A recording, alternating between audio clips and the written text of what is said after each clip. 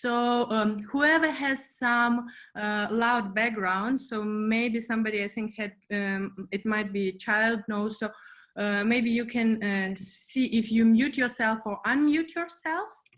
And yeah, let's get started. So thank you for joining this session. I'm Julia Singh. I'm a co-founder of Deep Talks, and Deep Talks is a community that connects people, mainly strangers, through conversations on topics that matter. We create trusted spaces where you can skip small talk and learn from each other.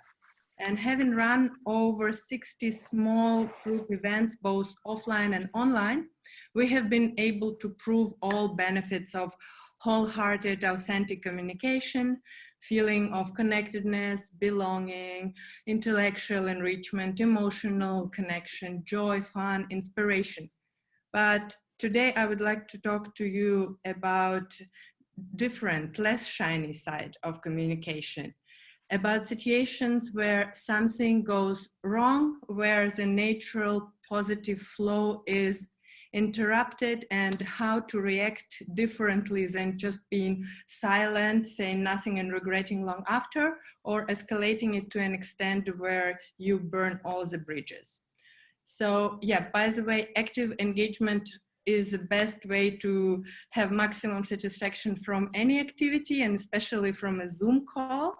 So that's why I suggest building this session partially in a form of small group discussion instead of me just speaking 30 minutes.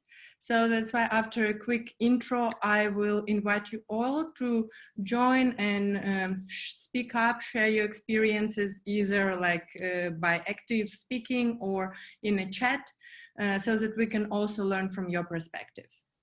So maybe as a first, let me quickly start with a story why I picked exactly this topic. So it actually has happened last week. It was another of our digital conversation salons. As usual, it happens that conversations take place in small groups as discussions, and it happens mainly between strangers. And there we always encourage honesty and sharing of stories which go slightly beyond your comfort zone. And normally when it happens, conversations go towards vulnerability. But this time the topic was good and evil. And the question was, as we all have our dark sides, share yours and share at least one example. And one guest shared more than one, and his sharing was obviously a bit too much for another guest.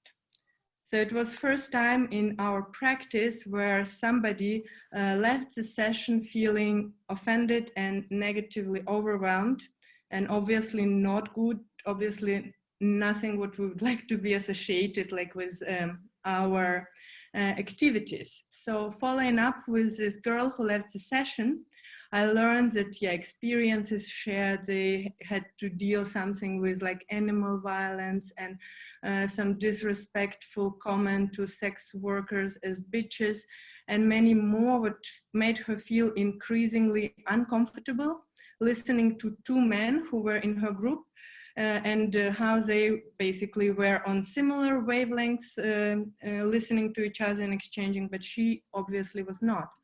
So when I asked her if she actually had done anything to indicate her discomfort and to establish certain boundaries, she said, no, I didn't. And her no made me wonder to what extent this no actually was also a contributing reason to this disappointing outcome. And it also made me realize how many times I have acted exactly as she had. Saying nothing, just like swallowing some negative situation, letting it happen, and then feeling its destructive aftermath long after.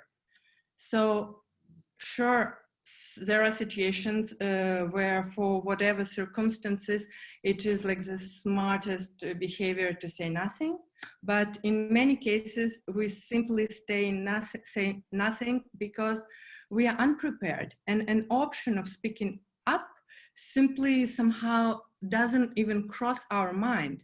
So like, that's why now maybe I would like to devote this session to answering 4 questions. So basically, first one, I share them here in the chat. So why do we stay silent?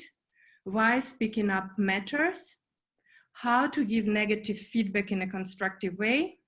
And if we will have time, if I fail to respond well, what's next? So as I mentioned, I will be going through these points, but I'd love you to join me in finding answers. And whenever you feel like sharing your perspective or asking a following up question, just show up and speak up. So maybe just, to get started, quickly scan what is the collective experience in our audience. Since I cannot do my poll, maybe if you simply feel like answering the question by raising your hand to like, how do you tend to react in unexpected negative situation which require your immediate rapid response? So I thought about 4 options. So first would be, I usually stay silent and regret later, or I usually stay silent and I'm happy about it, or I usually find ways to establish boundaries, or I usually overreact. So maybe you can simply like write in our poll a number. Is it 1, 2, 3, 4, 5? So how do you feel about, how do you feel in such situations? Can I say something? Yes, please. Yeah, because I think it can also change when you're working on yourself. And as a yoga teacher, I had to learn how to set the boundaries. And I remember in the past that I was the one who was swallowing it, taking things personal, and then suffering. And then I learned how to set boundaries. So now I would be on the other spectrum of that. And I'm not afraid to speak my truth. And I would like for anyone to have this opportunity to speak their truth. I think it's the best we can do. Yeah. Yes, so thank you. I will be going into this very, very soon. So unless anybody else would like now to share, or shall we move on with the content? Okay, we move on. So first question I'd like to delve into is, why do we stay silent? And I guess we've all been there, and we can all name at least like a few reasons immediately. So for me, the first one is simply caught off guard. Realize like just later what has actually happened, or I did not know what to say or how to say it. And if at all, like we are mainly taught the positives of communication. Be prepared, be polite, listen fully, do not interrupt, do not speak up that much. So unless you got some special training or you already got burned, what are the chances that you will have this skill of immediate response in a non-violent, super successful way? I'd bet not very high. So then comes a different question, like, why to bother at all? Our society teaches us that actually conflict avoidance and saying nothing is the best strategy. And well, sometimes it is, but often we sit back and say nothing in situations where actually something really needs to be said. And it happens for a reason which is sometimes much harder to admit to ourselves. It is fear. Fear of confrontation, of negative escalation, especially when we need to stand for ourselves. And fear that we will fail to reach our goal, no one will support us, and then we will end up in shame. Like, does it sound familiar? I bet more women can relate. And if nothing rings a bell, I have just a few examples. So from some extreme cases of not speaking up in case of sexual harassment to much milder and more omnipresent cases of women not speaking up, like at work. Because have you ever heard about the double bind? It is a perception phenomenon where basically if a woman exhibits traditional female character traits as warmth, caring, responsiveness to all ideas and tasks, she is seen as less competent. And if she takes on some male qualities as leading, disagreeing freely, like being assertive, then she is also like her likability suffers. And that's why it is like always some kind of like negative trade-off.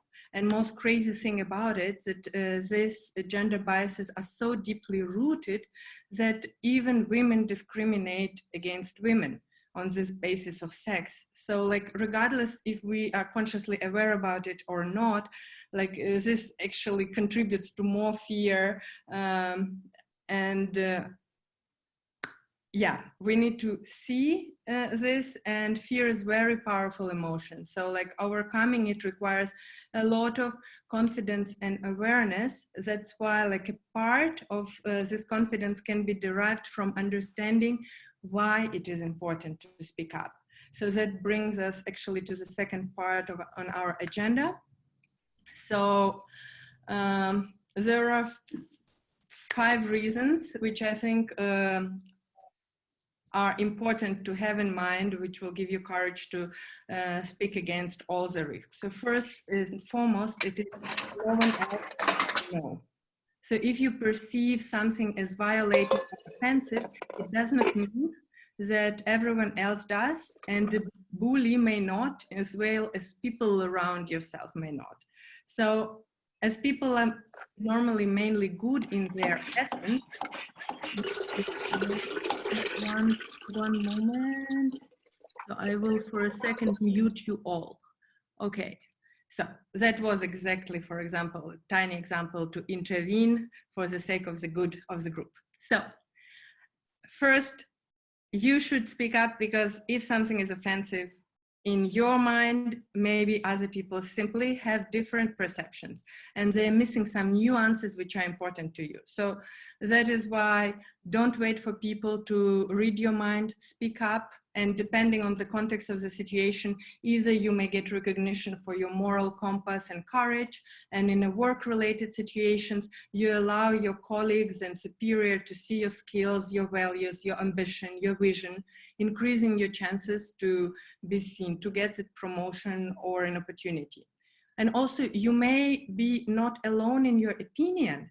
Either your feedback may activate someone else's perspective, oh yes, that makes sense, or gives them courage to voice their opinion, and chances are that they will take your side.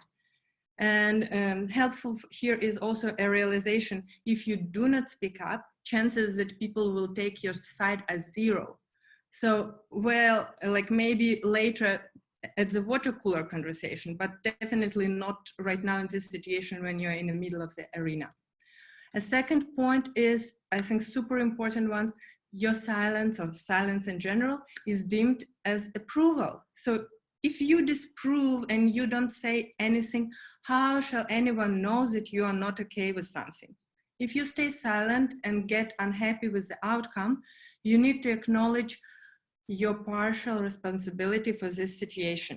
And I think this one is really very important, because it is not that they just did something or did something not. It was you who were also in this situation, who was standing there and chose to stay silent. So for whatever reasons you were silent, it is still this outcome partially your responsibility, because you have also chosen to speak up. So of course, the group dynamic is a challenging factor. If everyone is silent, it makes you doubt if like your objection is valid and worth rising. But consider this: if everyone holds back, the bus may silently be like heading over the cliff. And it is better to allow yourself to say something what is like irrelevant and stupid, rather than to allow some massive failure to happen due to this group silence. And a very helpful thought in this regard can be the next reason: that greater good should be your priority. So yes, we all feel uncomfortable, like criticizing, indicating someone is crossing the line or doing something completely wrong. But it can be helpful to ask yourself, if I keep tolerating this behavior, will people around me suffer more or less? And if the answer is more, it means speaking up is absolutely not selfish and feels almost like a duty, because now you're acting in the interest of much greater groups than yourself. So at least I feel this way, being like in charge for well-being of my community members. And another super helpful trick is to inspire more, is simply to change in your perspective. So instead of perceiving negative feedback as a provocation and a tool to make things worse, try to look at it from a different angle. That feedback is a form of caring. That if someone speaks disrespectfully or is constantly interrupting, taking spotlight from others, I'm just naming just few possible scenarios, they surely will only benefit from getting your external feedback, which may be their only source of learning that there is some blind spot and that they had no mirror, and this will help them improve. So think of that old love comedy, He Is Not Just Into You. Do you know this?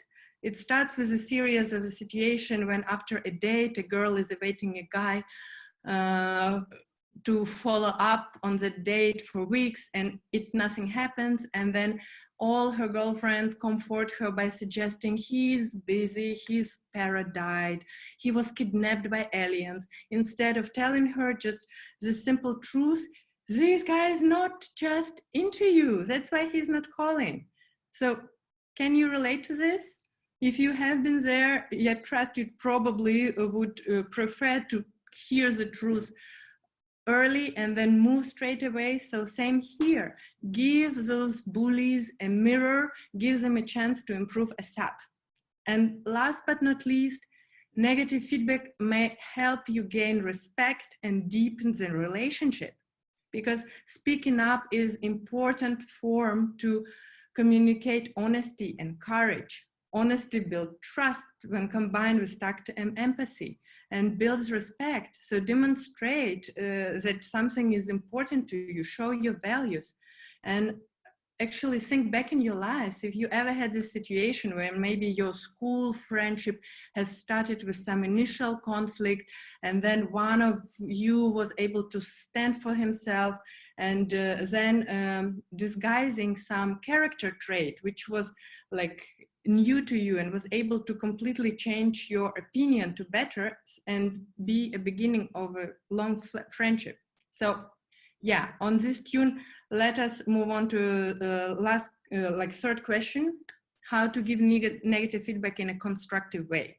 So reminder, here we are speaking about situations where your action, like it's happening on a flight. So not per email where you have more time to breathe out and process and cool down. So learning from these situations for me first is be prepared. Like when we are hopping on the plane, we get instructed how to act in case of possible emergencies. It can be helpful to think about possible scenarios. If somebody is interrupting you, if someone is taking over the conversation, if someone is showing some disrespect, offensive behavior, steering conversation somewhere else, and think about the best way to approach it. So obviously, the best way to approach it is to do it calmly, using simple, unemotional language. Easier said than done, but few things can be helpful. So first, breathe deeply and like straighten your body a bit. It will allow to slow down your heartbeat a bit and help to calm you down. Also think in facts and start with the facts. Avoid direct accusation and going into you are wrong. It will only get person in the defense mode. And also think about some universal values which may be violated by person's behavior. So for example, respect, equality, or fairness. So then try to create a piece of feedback which will combine facts with those values and some desired outcome. Like for example, I'm sorry, Anna, but this has been another time when you interrupted me. I would like you to respect my right to finish my point, same as we respect yours. Or, Daniel, I find calling sex workers bitches very disrespectful and offensive, and kindly ask you to mind your language. Also, keep it short. Surely you can use more colorful language and make it much longer to support your point, but do not start with it. Avoid emotional escalation, because this is the best way to fix a problem. So also the following 3-step approach can be helpful.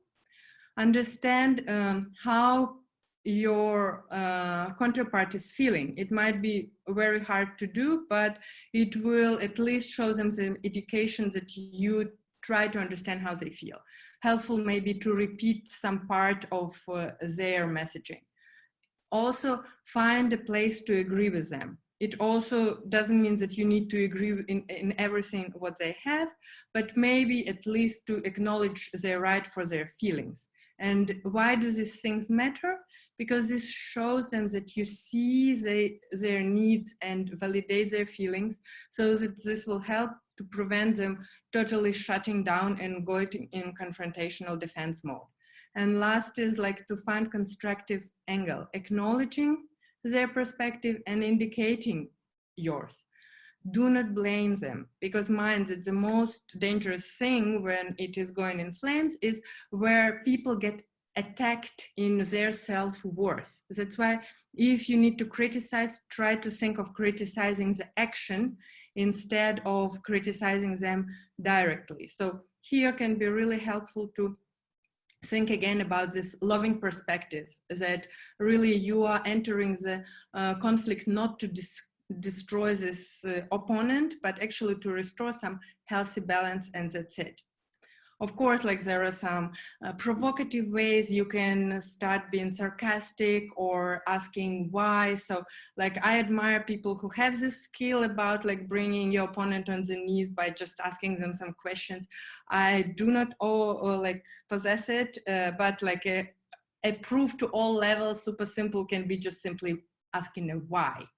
Like, why are you asking that? And actually, if you do not stop asking why for one more time, you can make people cry. If you don't, like, you can see like 5 whys theory, like in internet. So yeah, and last but not least, remember that you can always take a time out. You can just say like, okay, I see we cannot agree right now. Let us talk tomorrow after we'd had time to think.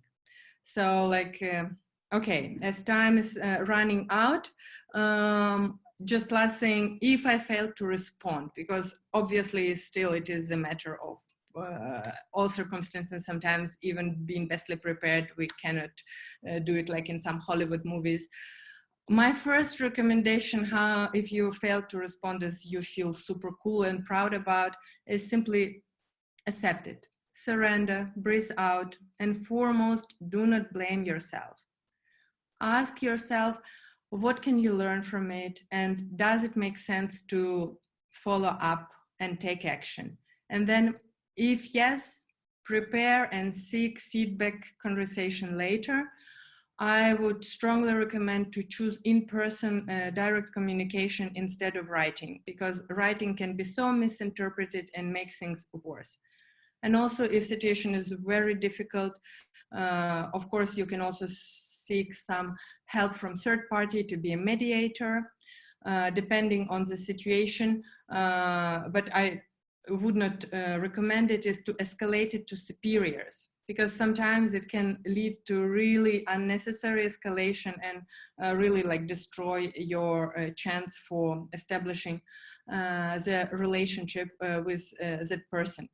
And yeah, last but not least is simply to be kind to yourself and understand if you got into this conflict, it happened to teach you something, because between this harmful event and a reaction, there is always a space where you decide how you interpret it and how you will react. And this choice may be crucial not just for outcome of this specific battle, but also for your own spiritual journey. And yeah, so like be kind to yourself, and